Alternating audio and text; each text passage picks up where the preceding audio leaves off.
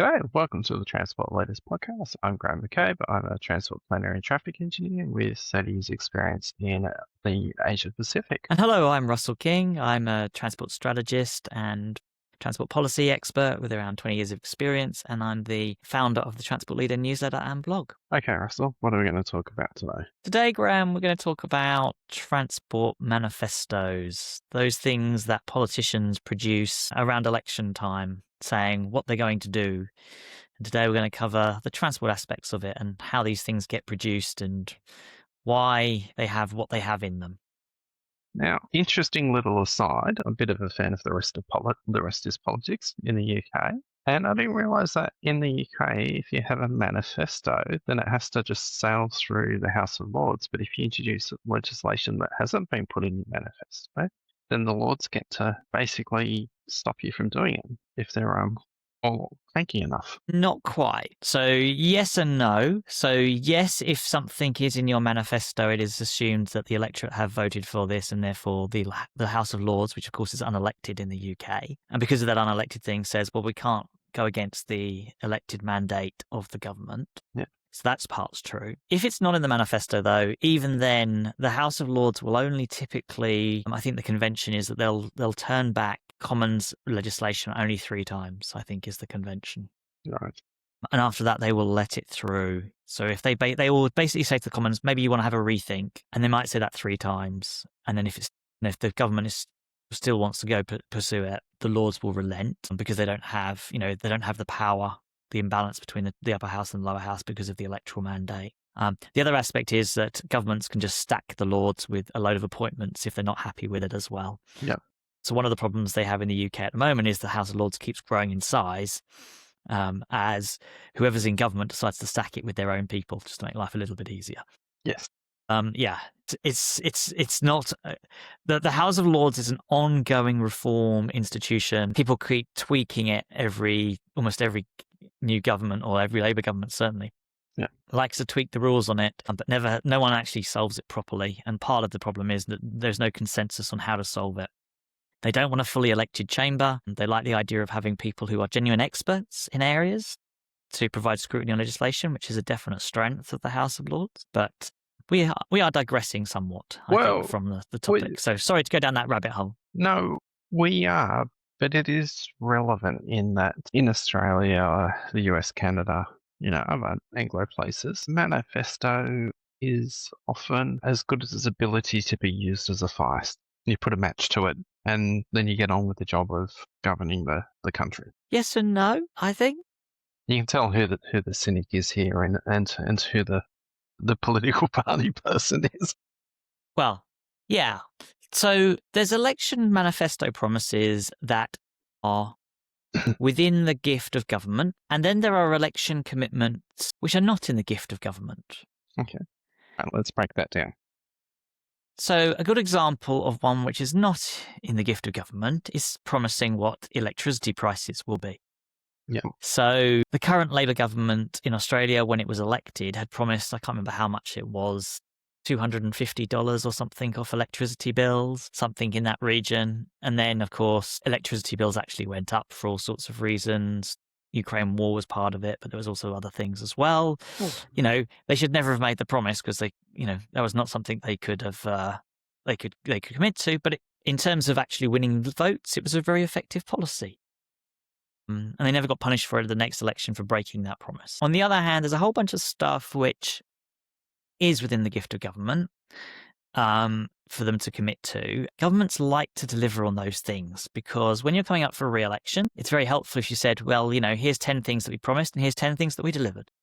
And I remember in another episode you were talking about that you and your minister would do a press release and announcement about the invitation to contract. Sorry, the invitation to contract for the design, the awarding of the contract for the design, the invitation of the contract for the environmental assessment, the awarding for the contracts for the environmental assessment.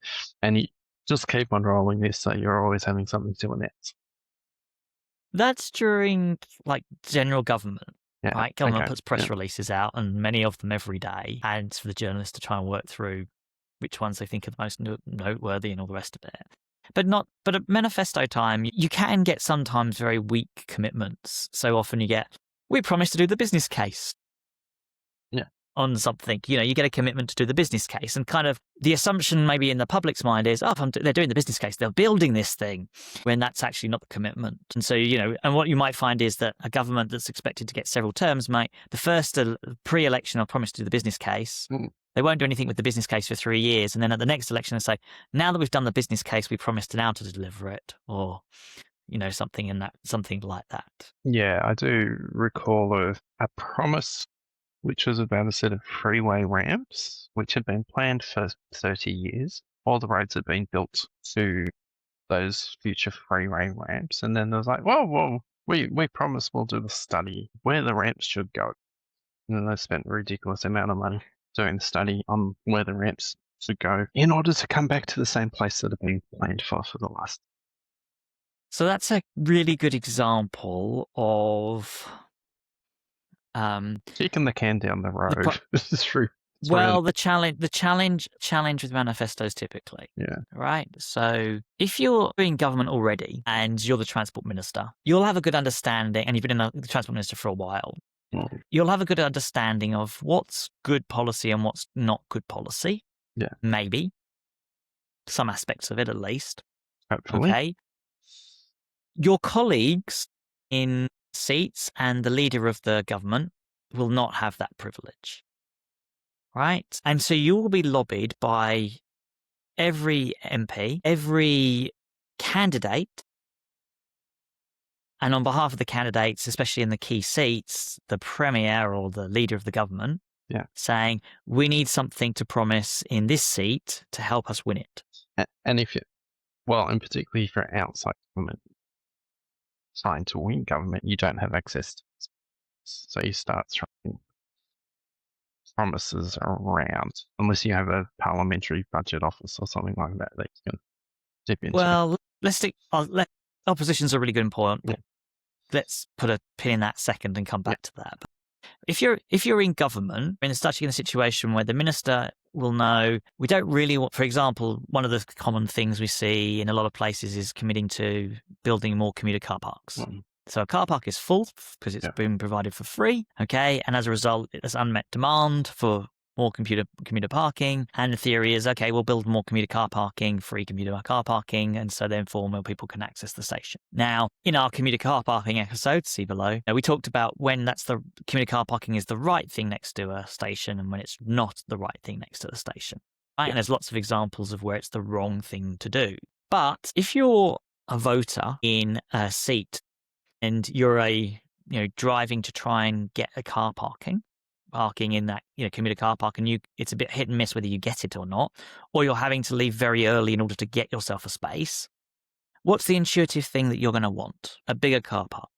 And that's true for all the people that are in the car park, and that will make sense as well to all the people who don't use the car park but think, oh, that's a good idea. And it's the same with freeway widenings. It's exactly the same. So the fundamental problem you have is the last thing you want to be doing during an election campaign is trying to explain second-order effects and system problems. You just want to go with the flow of what the public thinks as much as possible. And unfortunately, in transport terms, the public often thinks, in things that are poor policy, whether that's widening roads, free parking, train manufacturing locally, EV bus manufacturing locally. There's just so many things that are popular with the public, but deliver really poor value for money, poor outcomes, make the transport system often worse. But unfortunately, the last thing you want to be doing is having that debate during an election campaign. But Russell, I own a car. I know how traffic works. See our episode on experts and not experts. It is a very serious problem. When I tell people that I'm a traffic engineer and transport planner, the first response is, yeah, I suppose there has to be somebody who does those things. And then they start telling me all the things that can be fixed and how they should be fixed. Yes, how they should be fixed. And let me guess. Those are the ways that they think they should be fixed are completely the wrong things. Well, they provide the short-term sugar hit that a commuter car park does. Okay. And that's fundamentally our biggest challenge, right? So if you're in government and you're the transport minister, you may know these things. Most of your colleagues will not. Okay. And so the vast majority of your colleagues will be lobbying for things that you think are not necessarily the right thing, but that you have to provide in order to keep your boss happy, whoever the political leader is, and also to make sure you're winning and harvesting votes. That is at the heart of the challenge on a manifesto if you're in government. Yeah. At least you're aware that they're wrong. I mean, that's the first thing. Awareness is the first sign to trying to not do those things, right? And so you might try and find other ways of supporting target seats and with good policy as well as, instead of bad policy. If you're in the opposition, typically your opposition shadow transport minister has never been the transport minister themselves. Mm-hmm. They haven't had access to advice. And so they will be in a situation where they will think that building a wider road is the right answer. Yeah, well, but quite often they, depending on the political structure, they may just be, members of the public who've just risen up through the political ranks, or come in from being an administrator in a union or a think tank. And that is exactly, what the Westminster system is designed to do. Right? It's not designed to have experts in charge. It's designed for them to. The theory is that you listen to experts and you make a judgment off the basis of good advice. But when you're in opposition, you have no access to advice. Well, the presidential system's also the same as well.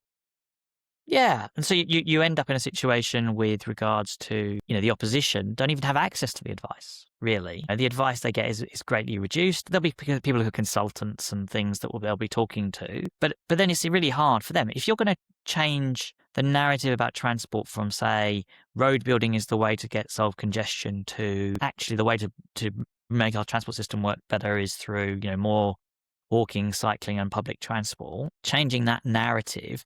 You can't do that from opposition easily. That's really, really hard. If you've got the power of the government to shift that, maybe. But in opposition, that's a really, really tough ask. So unless really in opposition, what you're doing is you're going to be attacking the government for obvious problems that they haven't solved. Like the trains aren't running on time. Well, our policy is to run the trains on time. Well, no shit, Sherlock. Right? But actually, and nobody's going to ask you how. You won't get scrutinized though. Not really, because it's like, well, they can't run the trains on time, we will. Now, if you're a smart minister, you might have or smart shadow minister, you'll be talking to people about what the real problems are and how to solve them, even if you're not putting that detail out into the public domain. Okay? Which brings us on to a massive challenge at the moment, which is that many governments have got elected on what they call a small target strategy. Yeah, where's the vision? Where's the... Don't do any of those things. Don't do any of those things. Don't make any commitments, because any of those things can be criticized. Yeah. Okay? And the way to win elections is to be the least criticized party, not to offer the most important vision and etc. of the party. Yeah. And so what then happens is government gets in and it has no idea what it is doing. And we have seen that with a whole range of governments. In fact, the former chief of staff for the former prime minister just resigned from the UK, basically admitted that they came into government with no plan on what to do, right? And said that was a mistake. Well, what a surprise. Not coming into government without a plan isn't, it's like, I appreciate you won an election and you're really smart at winning elections and, that kind of politics game. But actually, in terms of like being successful in government, you actually need to have some understanding of policy. Otherwise, you are going to come a cropper. And that's what's happened. And that's why Keir Starmer is no longer prime minister. It's a very big reason why he's not. We wait to see whether the new guy has a plan or not. So far, so not looking good, but we'll give him some time. Yeah, well, you would hope he'd be doing a little bit better, given that he'd actually been inside the Treasury, and appears to have a few more beliefs than. Well, the former was the head of the Crown Prosecution Service, so he ran a government agency. Yeah. But he didn't actually. So you thought he would have known what he was doing, and he would understand the problems in terms of getting the delivery of the public service or the civil service in the UK's case to deliver. Yeah. Nope. But he didn't have a not at all. He didn't I mean, this is very much getting into other people's podcasts, but he didn't actually appear to have an ideology. If you don't have a grounded ideology, how do you actually set a direction for your government? I agree with that. Yeah. I think you could have some core principles about what you believe in and set forward, a program of government off the back of that, which is an important part of the manifestos. Right. If you're talking about a transport manifesto, you'll have some principles around what's working and what's not working, right? So typically on the left, you'll get, our problem is that we've put things out into the private sector. We need to nationalize everything. We need to be building everything in-house, and the buses and trains need to be run by the government and all, and operated by the government, blah, blah, blah, blah, blah. See our episode on privatization. Exactly. And then if you're from the centre right, you might be typically going, our problem is that the unions are in control in government and we need to get rid of that because that's making everything really inefficient and ineffective, etc. Blah, blah, blah, blah, blah, blah. Okay. And that's kind of like a bog standard big picture narrative. Also, then governments might have different flavors. So when I was in the New South Wales government, the government had very much a big infrastructure image. So the narrative was that the Sydney in New South Wales had suffered from years of neglect on its infrastructure, and this was going to be an infrastructure government. And so we were building lots of infrastructure. And going back to your point earlier about why did you have loads of press releases? Well, one of the things was it was proving and reinforcing the fact that we were building lots of infrastructure and showing progress on infrastructure. And so that when you come to a manifesto, what you're looking for then is to say, we will build this infrastructure. So in this case, it might be a rail line, a road, bus, network, or all of the above. Cycleways. Cycleways is a really good one, right? Because in many places at the moment, it doesn't matter whether you're the centre left or the centre right, cycling gets peanuts in terms of announcements, right? So there'll be lots of virtue signalling. Cycling's a fantastic, active transport topic, and they'll be like, we promised to deliver this one tiny project. Aren't we amazing at promoting cycling? That's kind of what the manifesto will say. Obviously without cynicism, but that's basically what it says. And if you're on the centre left, all the cyclists will go, great, it's fantastic. Look at what they're doing. They believe in cycling. And then they get peanuts afterwards when the government gets elected. And if they're on the centre right, they'll probably keep quiet about cycling because, quite frankly, there's no votes in it for them, typically. Yeah, well, I would say the centre left will get you're doing something, but it's nowhere near enough. So they actually get they're more likely to get criticised from their own constituency for not doing what's enough. Interesting, what I would say though is during the election time, that constituency goes quiet. Yeah. Because even if they think that they should be doing a lot more for cycling, they don't want to criticise that centre-left party because they're the ones who are going to vote for, that they want to vote for and want to win, so they will keep quiet on them. It's part of the problem we have on the polarisation of transport. Is a major problem for us. And it's not as though we're a million miles away from having centre-right leaders promoting cycling in a big way, whether that was like Boris Johnson was a huge advocate for cycling. When I did the City of Sydney bike plan, it went through unanimously with Conservative, Labor, Green, small business independents. So, even the community that typically opposes bicycle lanes because they go, oh, you're going to take away car parking from out in front of our shops. They voted to pass it. And it actually, cycling and public transport infrastructure often features very heavily in local government manifestos in the lead up to elections.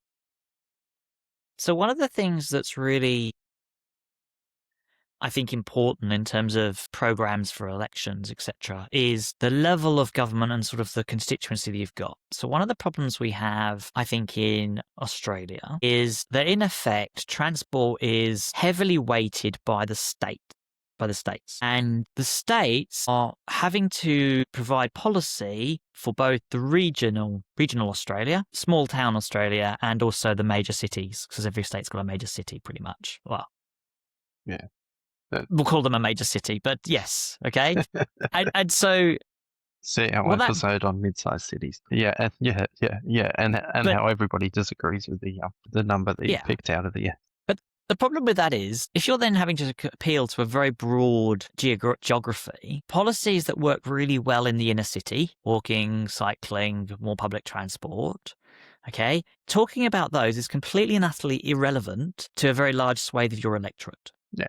Well, okay. Well, it is it's a demographics is destiny thing, because in those denser areas, if you're on a demographics-based constituency system, then you actually have more seats. So the denser it gets, the more seats you have. Yes, but very rarely do you you're not looking to alienate a significant, say, a third of your electorate. Yeah. Okay, with it. So what you end up doing is ending up with more broad brush policies that kind of work with both electorates. Mm. So we promise to build more roads typically. Yeah. And then we'll more chuck car a shed. parks. We'll chuck a shed path along that road that's full of disgusting diesel vehicles that kill people, and go, hey, we've done our bit for active transport. Yeah. And whereas if you look at the places where they've gone big on active transport around the world, it's often because the power sits within a city government. Okay, where there's a more geographically confined electorate. Okay, so if you take Paris, which has obviously done a lot of high-profile work in removing cars from the centre, the mayor for Paris doesn't even have the whole of the Paris region as an electorate.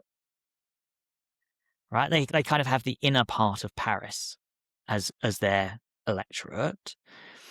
And so there's a kind of, the people who want to drive into the centre of Paris tend to come from the outer regions, which are not their electorate. Yeah. And so there's a kind of system where they can please their local electorates at the expense of somebody else's electorate. Yes. So, and an interesting one in contrast is Brisbane City Council in Australia. So Brisbane City Council it's a city council, but it's also effectively a regional council. I think it's got 600,000 residents in its great area, but they've done a very heavy investment in green bridges across the Brisbane River. So walking and cycling bridges, which have supported significant redevelopment. And these bridges some of them are quite spectacular and beautiful, and they've cost the ratepayers a lot of money. There's been a program by successive mayors and their heads of transport on all sides of the political spectrum. And I think that's a good example of what's not happening as much in the places where we've got lots of small councils in the cities and the state really dominates. Yeah. Right? I think there is definitely significant benefits from having that powerful council or powerful, city body. Yeah. Where they appeal to the city electorate and are able to, and what you're finding is they're delivering to different audiences within that city electorate, but generally the direction is for better transport. Better transport policy than you're seeing in where that doesn't exist. Yeah. Yeah. And, when New South Wales went through its council amalgamations, I was a bit disappointed with how the then government did, because a lot of people we're going to have a small council because that gives us independence and local decision making, and it also makes you really weak in the face of a strong state government. It does. There were they just didn't get the narrative right on why you needed to have bigger councils would have been a benefit. We just didn't get the narrative right at all on that one, and that's why the political opposition for it kind of grew. When you don't have a clear, what is the problem you are solving and that you can explain to the public easily. If you don't have that story, then you're going to go back to square one before you get this policy coming out. Yeah.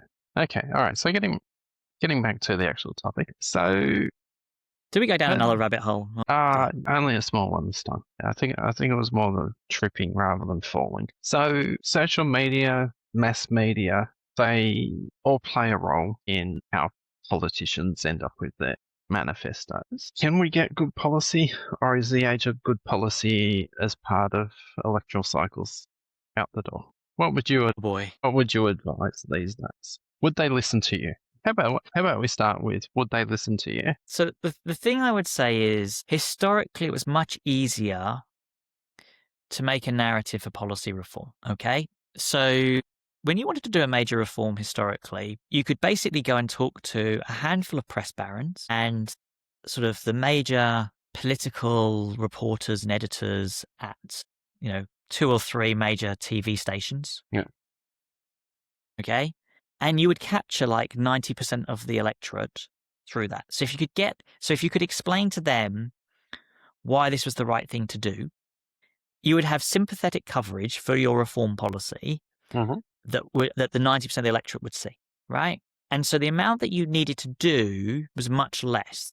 The barrier to sort of convincing people for reform was much lower. Now we live in a much more fragmented media marketplace. We no longer have those sorts of gatekeepers who would sort of say, you could go and talk to and explain why this is good policy. But those people no longer exist in the same way. And where they do, their audience is minuscule in comparison to what those people of yore did. Missteps can now be amplified 1 billion-fold through social media.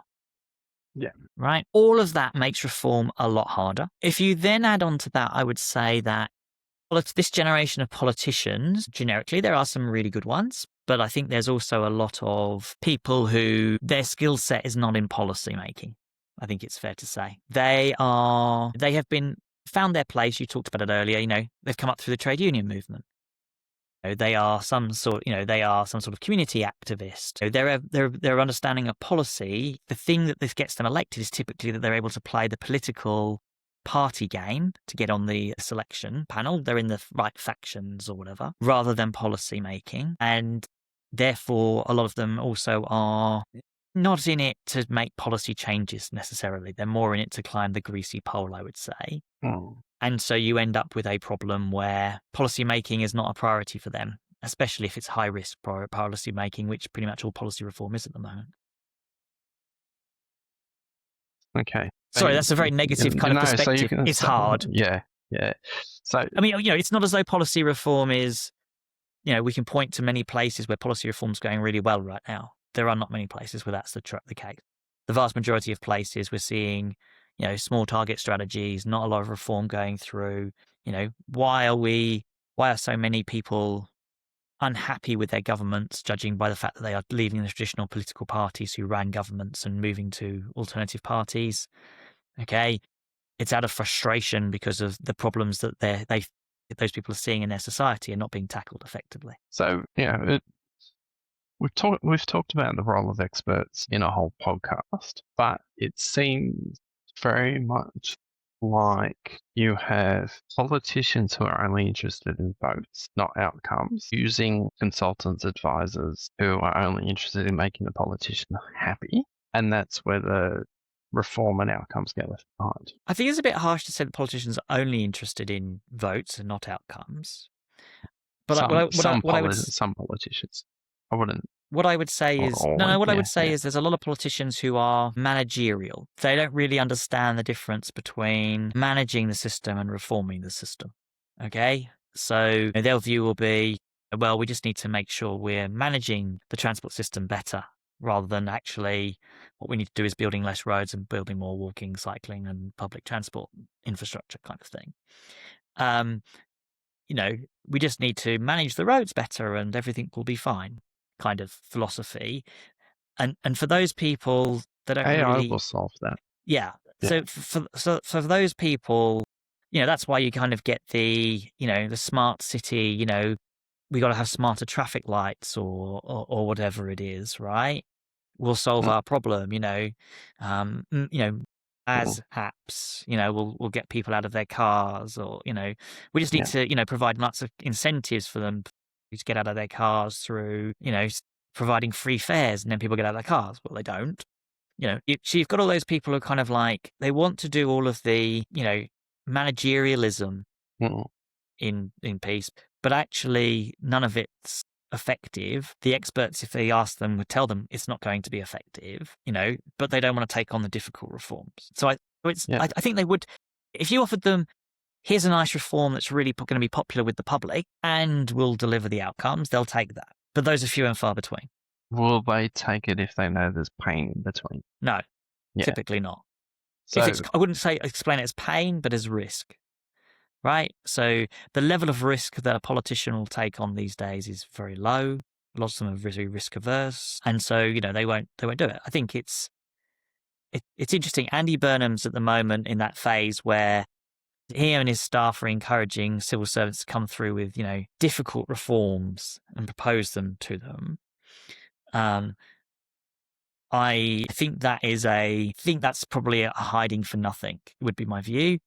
They'll take something on without having fully thought it through because they haven't got a plan, rather than actually focusing on what are the big things that we actually want to reform and what's our plan for actually reforming them and winning this argument. At the moment, I've not seen anything where I'm kind of convinced that they understand the reforms that are needed and the politics behind it. I might be wrong. We didn't discuss this as part of our preparation, so I'm going to throw a scenario at you. So you're throwing me a googly. You're bowling me a googly. Yeah. Well, not a googly. Yeah, flipper. Right, here we go. I'm part of an advocacy group for improved public transport and redesigning the city of Wollongong so it can be more sustainable, have more sustainable growth. As part of that, I had a meeting with a senior politician, I won't say at which level, where we were talking about light rail. And it's like, oh, it's too disruptive, it's too hard, it's too expensive. And it's like, yes, so's widening our very congested M1. But with light rail, we can actually provide more housing. Our rental availability at the moment in the region is 0.5%. So basically, the homelessness is increasing because people can't find rentals, and if they can find them, they can't afford them because we've got a. You should speak to the planning minister about delivering more housing. Yeah, I do. He might be interested in your seat. Every industry event that he speaks at, I bring up the twin topic of integrating land use and transport. See another podcast episode. But it's too hard, it's too expensive, it's too disruptive argument. Well, you were part of the decision to close the railway line in Newcastle and put in light rail, which was disruptive and expensive, and Newcastle's fantastic now. And the same with the CBD and South East light rail. It was hard, it was expensive. So how do we get politicians to go, yep, I'm willing to take that challenge? It's hard and expensive. How do I, as an advocate, using this real life case study against, and this will come out after I've met with them and applied this, so we can do a follow up of whether it works or not. So I'm going to answer a question by asking you a question, because you were actually involved in some advocacy for a light rail, which was the Sydney CBD light rail. As a technocrat, yes. As a technocrat. So in the background. Why? So just for those who don't know, the light rail idea for the city of Sydney, for Sydney and the closure of George Street, that original idea came via the council, the city of Sydney council, the local government area. How did they get the state government politicians over the line? I wasn't actually. I have a view, but I'm interested in your view. So I wasn't actually part of those conversations. Like, we did all the technical work. So I was doing the technical work. I wasn't doing the advocacy piece. So I came in about the third iteration of getting light rail. It was going to be Pitt Street at that time rather than George. Okay. So yeah. So I think they did a business case, and so did designs, demand analysis, economics.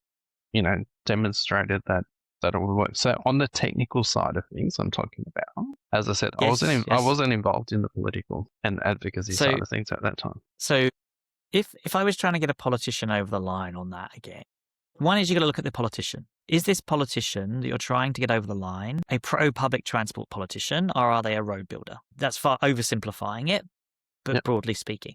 If they're not a believer in public transport and you're coming and, saying, let's build light rail, good luck to you. Yeah. Right? So that's problem number one. You're just not going to get them over the line on that, right? Unless you go over their heads and find somebody who does believe in public transport and is going to tell the minister for transport to build it. The second thing I would say is, though, you've got to have a vision. Okay? Above and beyond, here's a light rail. Okay? And for me, one of the mistakes we make is we sell light rail as light rail projects. We don't sell them enough as transformational projects.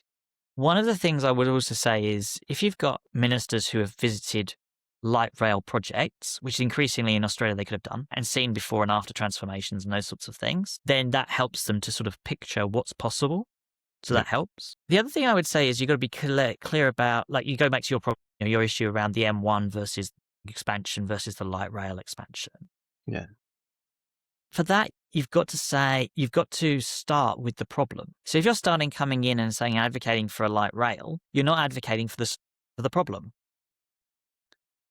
Right? So you haven't taken the minister on the journey. You've kind of made the same mistake that we often make in transport, which is we've jumped to a solution rather than really looked at the problem. Yeah. Okay. So in that case, I would be going, Minister, we have this problem, right? Our M1 is really full, etc. Blah, blah, blah, blah, blah. Option 1 is we expand the M1. And that comes with a big, massive price tag. It doesn't help us with housing. It doesn't blah, blah, blah, blah, blah. So you're kind of destroying the option, which is the default that people would immediately turn to. Then I would go to, so what alternative solutions have we got? Well, one is we kind of improve the bus network. But the bus delivers X, Y, and Z, but doesn't deliver A, B, and C. What about a light rail? And then the light rail ticks the most boxes. And actually it comes out, it's a lot cheaper than, expanding the road, typically. And so suddenly the light rail becomes the option for solving the problem that the M1 expansion people thought was. Yeah. Now, that doesn't mean you don't have a political problem, because as you know, the vast majority of people think that the expansion of the M1 will be the right answer. Yeah.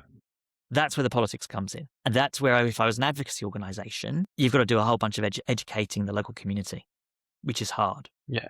Okay? Because if the groundswell of the community becomes, or there's a very large groundswell of the community going, we want light rail, not the M1 expansion, it becomes much easier for the politicians to accept that option. But if the population is 90% is the answer to our problem is the M1 expansion, even if they think the light rail option is the better one, yeah. Politics don't make it easy. Yeah. Especially if it's going to be an either or. Yeah. Right? So the politicians, we're going to build the light rail, but hold on, what about the M1 expansion? That's what we want. Yeah. Well, very hard politically to sell. Right?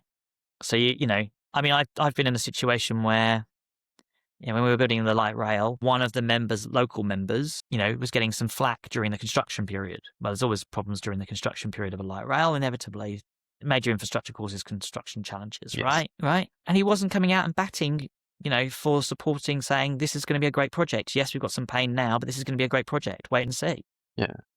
Right? He was kind of like, saying, "Oh, maybe we shouldn't be doing the light rail." Well, that's not the way to win the argument, right? When you're part of the government that's building the thing. So, you've got to be, as a politician, front and center, and be willing to, to go through the tricky period as well. So, can the community create the manifest? So, can you have a bottom up approach where the politicians are responding to positive reform by having the backing of community and community?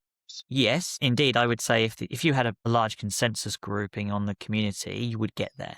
Yeah. So if you take, when Amsterdam moved away from sort of the motor car and to more sort of walking and cycling in the 70s, that was a grassroots movement that led that change. It was full of riots. Well, they did. Yeah. They blocked roads. They set cars on fire. Yeah. There was a new consensus was formed. You could argue whether or not it was a smooth process or not, but there was a new consensus formed, which has lasted for 50 years. Yeah, I do remember when I first started at City of Sydney, Critical Mass, which is a bicycle advocacy group, would do their Friday evening rides over the Sydney Harbour Bridge, taking out 2 lanes of traffic in order to try and get better cycling infrastructure. And I honestly, how to win friends and influence people. Well, I honestly don't know if they still exist, but as we've talked about in the cycling episodes, we made a deliberate choice to talk to people who were interested but concerned, rather than people who were already willing to take on a challenge of having a police escort across the Harbour Bridge on a Friday evening.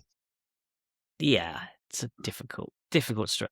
There's times for history has shown that sometimes that type of active strategy can be very effective. I mean, if you ask India, I'm sure they will say that yes, civil disobedience Gandhi was very successful. Civil disobedience does have a role. It does. In It can be an effective strategy in some places, in the right forum. Personally, I don't think it helps cyclists myself. No. I think it's part of the narrative that's polarized us when it comes to cycling unnecessarily. But that would be my view. Whereas I'd much rather we had a broader consensus about cycling that I think would be much more effective right now. Well, and having 40 years of the Judean People's Front and the People's Front of Judea of cycling fighting against it made it very easy for the car lobby to just dismiss them. Yeah, there's I think that's my first Monty Python reference in all these episodes. Really? Is that your first one? That would be my first one, yeah. It's merely a scratch. Okay, before we continue down that disastrous pathway where we'll have no listeners left, let's move on. So, is there hope? Is there a way forward? You lead a reform network. How do we reform so that manifestos are evidence-based and, politicians in the community are in, aside from a couple of grumpy old men having a natter once a week? Yeah, it's a really good question. Where I have got to now, is I've kind of been looking at different levers that you could pull on the reform space, especially on the bigger political challenges around things like road building, putting in cycle lanes, the really difficult decisions the things that politicians are finding to be really difficult decisions to make.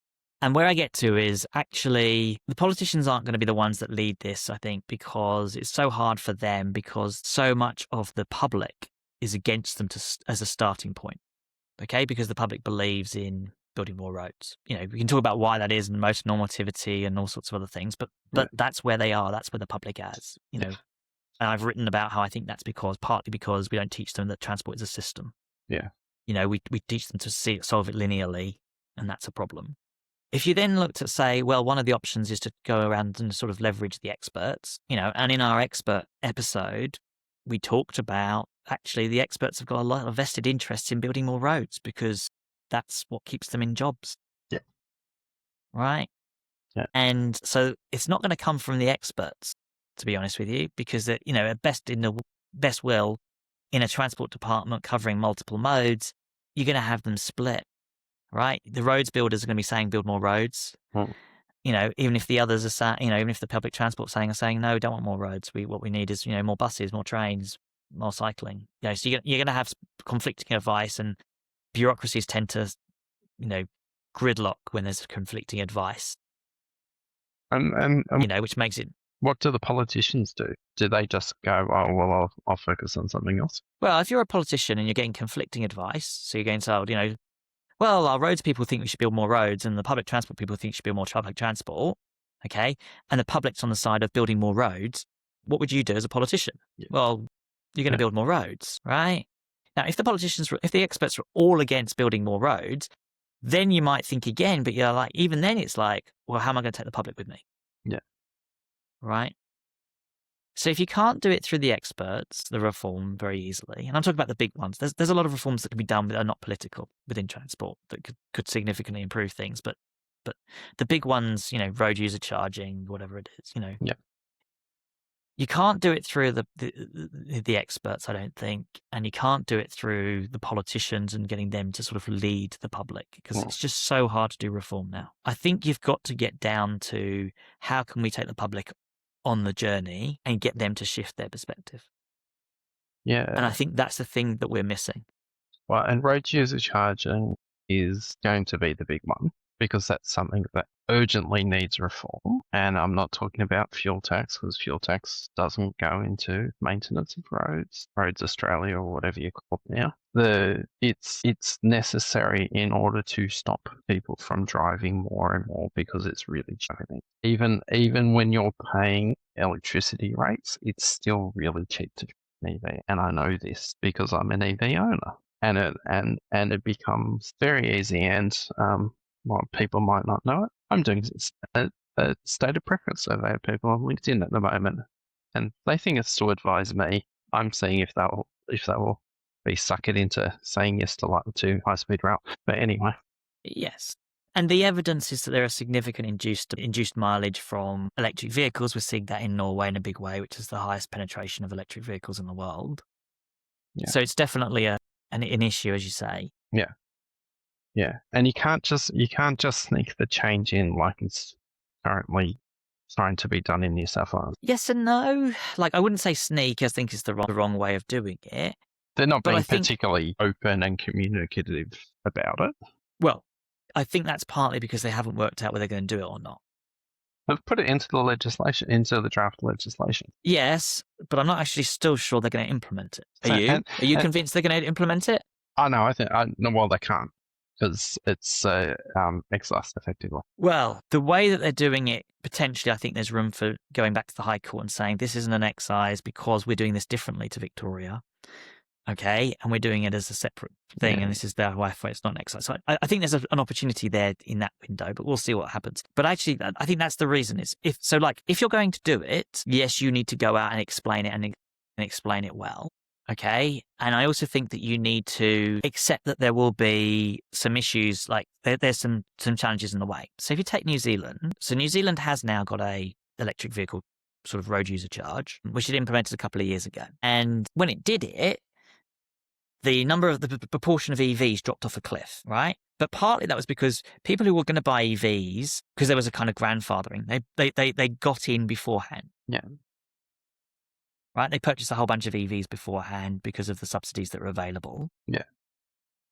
And then so there was always then going to be a massive drop off in the number of EVs purchased. But if you look at the number of EVs purchased this year, it's at record levels for New Zealand. So it's taken a couple of years, but they now seem to be getting back to higher levels of EV penetration, even though they've got the extra charges now. Yeah. So yes, it's caused a kind of slight delay, but it hasn't, terminally done it. Yeah. But yes, you need to go out and explain it, and you need to implement it in a smart way as well. So if you do it in a kind of blanket way with existing EV users, I think you could find it very difficult.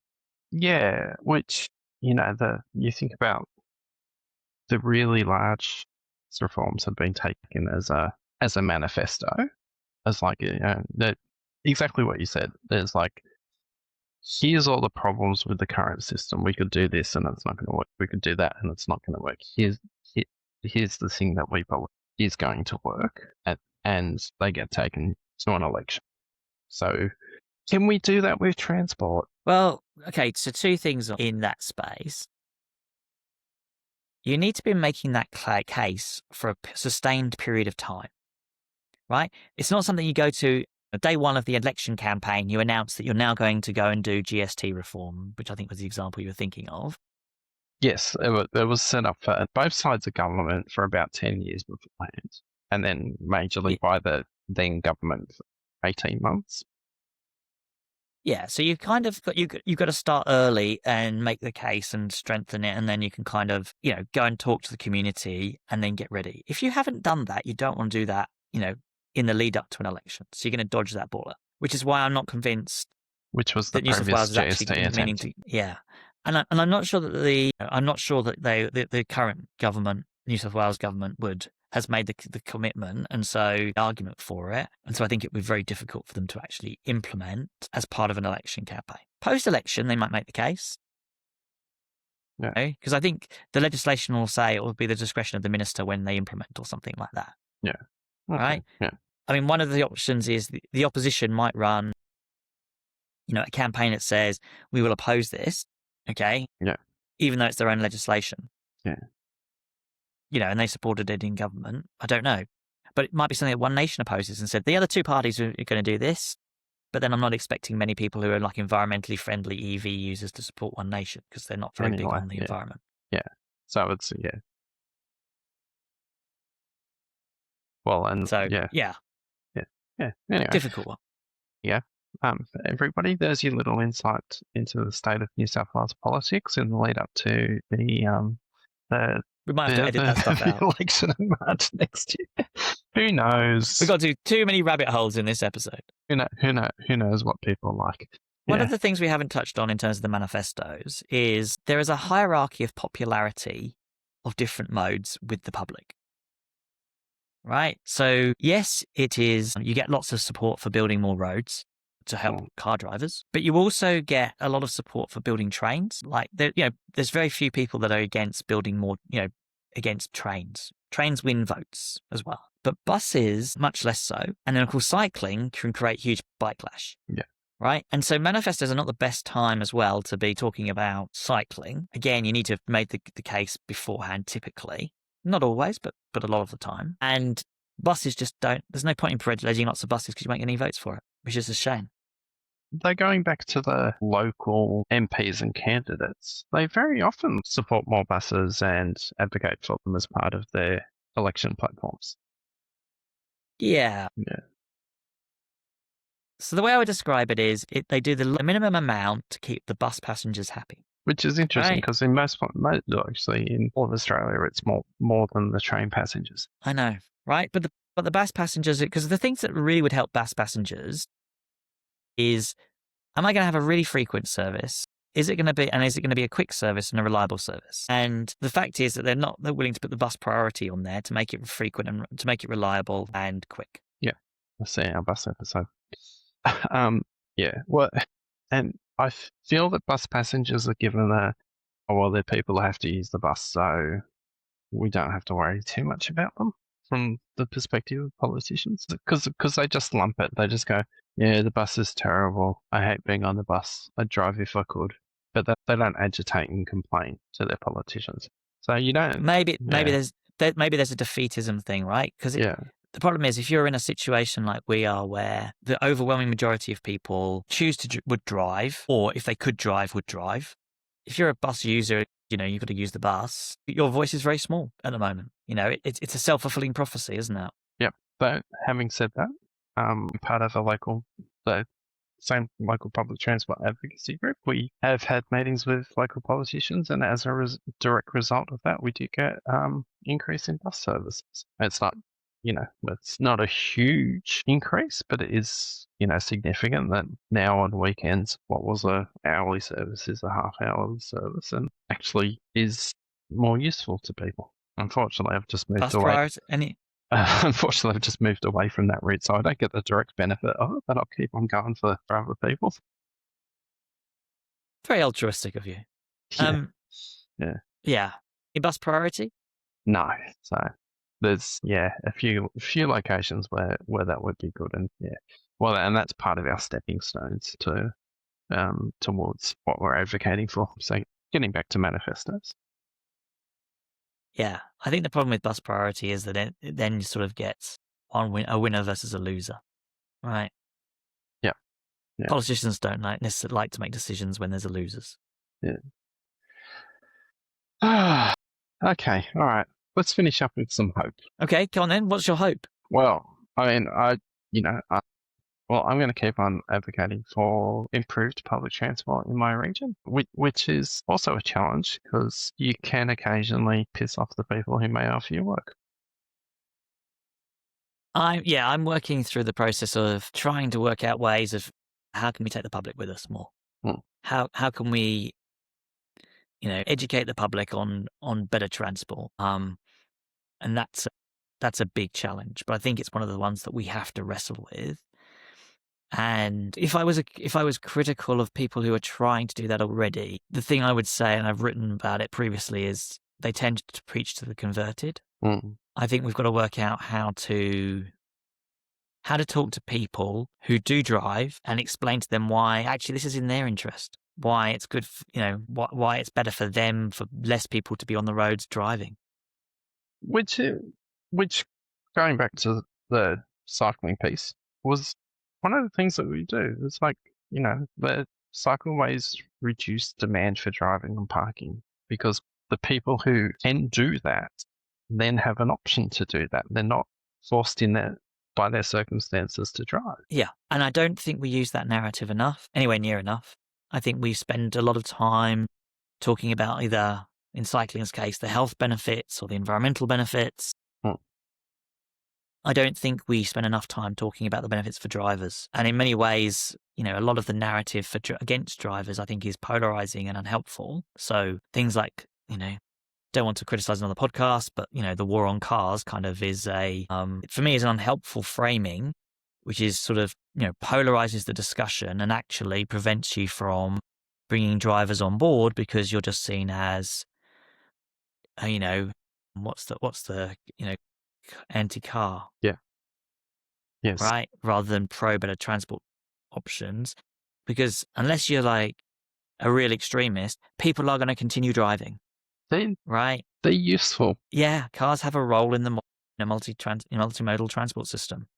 Okay, and we'd be much better off if drivers believed that people on buses and people on trains and people in cycle lanes was actually helping them as well.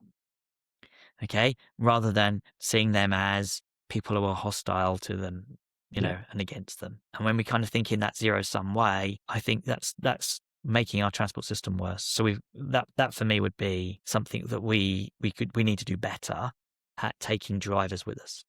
Okay. All right, everybody. So there's your manifesto.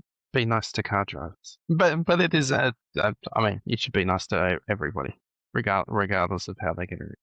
Well, I think the thing is, be nice to car drivers, but not in the way we traditionally be nice to car drivers, which is through free parking and bigger roads, right? It's be nice to car drivers by getting fewer people to drive because we provide better alternative options. Yeah, and right. That's the thing. It's such a simple framing of we want to make it easy for people who need to drive by giving everybody else an option. Okay, I think that's a good spot to leave it. Good on you, Graham. It's good to talk to you as always. You too. And congratulations on moving into the new digs. Thank you very much. All right. Please like, subscribe, share, and contribute if you can. And we will be back in your feed shortly. Thank you. Thanks, everyone.